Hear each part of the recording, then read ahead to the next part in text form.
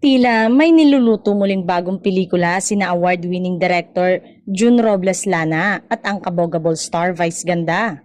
Sa exposed kasi ni Vice Ganda noong Biyernes, pinatulan niya ang papuri ng isang netizen patungkol sa movie nila ni Direk June na And the Breadwinner Is, na kasalukuyang na mapapanood sa Netflix. Sabi ng netizen, Vice Ganda's And the Breadwinner is a masterpiece. Sobrang ganda and heartwarming ng movie. It feels home.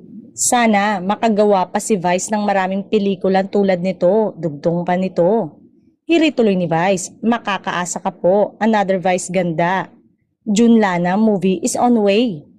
Umani naman ito ng samot-saring reaksyon mula sa ibang mga netizen. Narito ang ilan sa kanilang mga komento.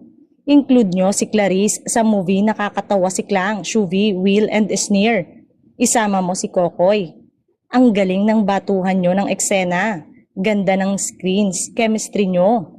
Sana mapasama nyo po sa next movie nyo si Clarice kahit maliit na role lang or siya po kanta ng OST. May nagtanong naman agad kung mapapasama muli sina MC at Lassie sa movie. Lahat halos kasi ng pelikula ni Vice ay talagang kasama niya sina MC at Lassie. Nakakapanibago kung ibang kabatuhan ng linya. Matatandang naging bahagi ng 2024 Metro Manila Film Festival ang naturang pelikula ni na Direk June at Vice, kung saan nakuha ng huli ang special jury prize sa ginanap na gabi ng parangal.